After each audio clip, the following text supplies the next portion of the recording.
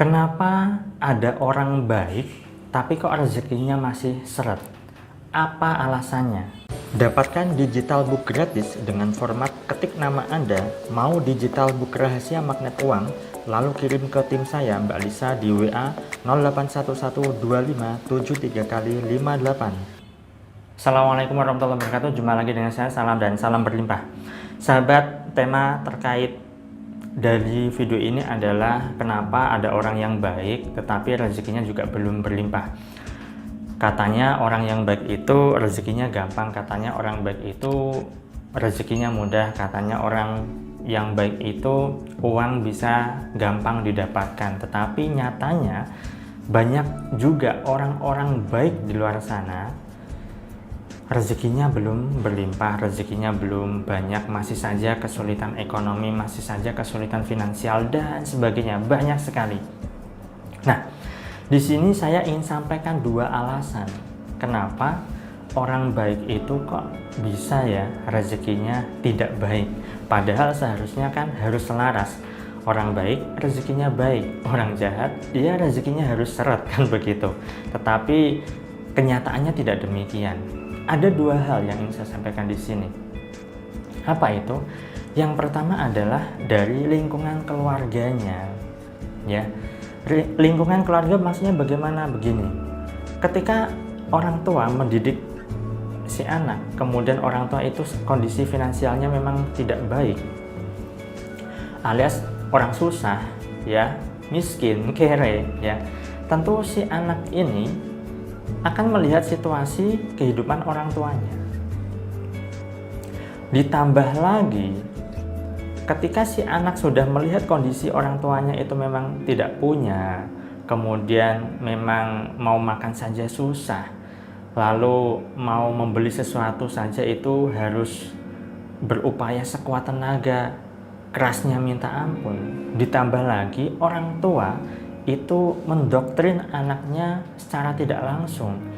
Nah, kamu dari keluarga orang yang tidak punya, tidak mungkin kamu bisa sukses. Nah, bapak seorang petani, kelak kamu juga harus jadi petani. Nah, kita ini orang susah, tidak mungkin bisa hidup enak. Nah, ketika si anak dikasih informasi seperti itu, maka itu akan jadi sugesti. Sehingga apa?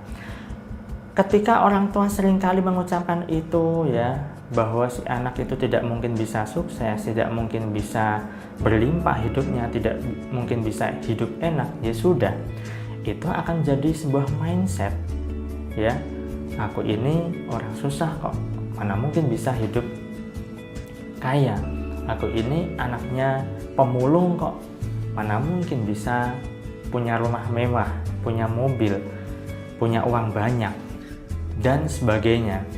Nah, ketika itu sudah menjadi mindset, meskipun si anak atau si orang itu baik, pada orang baik, suka membantu, suka menolong, ya kan, taat pada orang tua, ketika ada tetangga yang minta pertolongan dibantu, tetapi kebaikan itu tidaklah cukup karena mindsetnya sudah terbentuk bahwa dirinya adalah orang miskin, dirinya adalah orang yang tidak punya, dirinya adalah orang yang kere, dan seterusnya. Itu sebabnya Anda perlu mengganti pergaulan Anda. Kalau memang, ya, keluarga Anda memang secara ekonomi kurang baik, maka Anda perlu mengganti teman-teman bergaul Anda. Tidak ada kata terlambat, sahabat. Yang ada hanyalah Anda mau ataukah tidak memperbaiki diri Anda. Sesimpel itu. Anda mau ataukah tidak memperbaiki mindset Anda. Sesederhana itu. Bukan berarti ketika Anda sudah terlanjur didoktrin oleh orang tua Anda adalah hidup Anda tidak akan enak, Anda anak orang yang tidak punya, dan seterusnya, Anda tidak bisa bangkit. Tidak seperti itu. Siapapun berhak kok punya hidup berlimpah, punya hidup yang makmur dan sejahtera. Semua orang punya hak. Yang menjadi persoalan adalah mau mengubahnya ataukah tidak. Ya kan? Nah, itu yang pertama. dari keluarganya, dari lingkungan bergaulnya, ya kan? Ketika sejak kecil sudah dikasih sugesti yang tidak memberdayakan, meskipun orang baik sebaik apapun, ya hidupnya ya tidak bisa berlimpah, rezekinya juga ya masih saja seret, ya.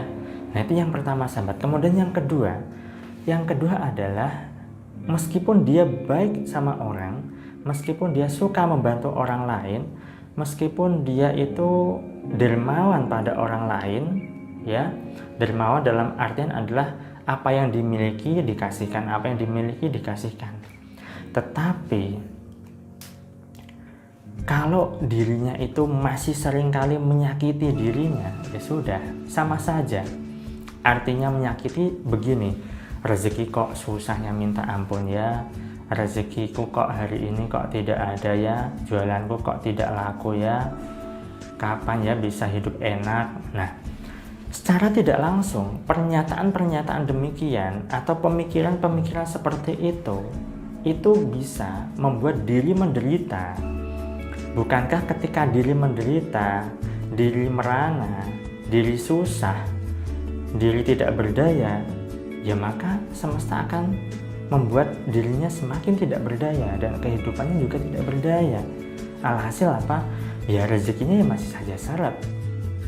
Karena masih suka menyakiti diri sendiri dalam artian pikirannya masih suka negatif, perasaannya masih suka negatif. Padahal jika Anda memahami bahwa dalam sehari penelitian menyebutkan di Pak Kopra ya kan yang meneliti, manusia itu ada 55.000 sampai 60.000 lintasan pikiran di dalam benaknya. Ada semacam self-talk ya kan. Sayangnya 70%-nya kan negatif. Kalau secara alamiah atau kodratnya manusia negatif, terus selalu dilatih negatif melulu, ya sudah kehidupannya akan selalu negatif. Seharusnya kalau sudah tahu bahwa sifat alamiah manusia itu dominannya, lintasan pikirannya adalah negatif, ya perlu dilatih untuk menjadi yang positif. Perlu dilatih agar pikirannya baik, perlu dilatih agar perasaannya itu memberdayakan. Nah, jadi jika selama ini Anda seringkali melakukan sugesti diri, menganggap bahwa diri tidak berguna, menganggap bahwa diri tidak bisa hidup enak, menganggap bahwa diri susah rezekinya, menganggap diri susah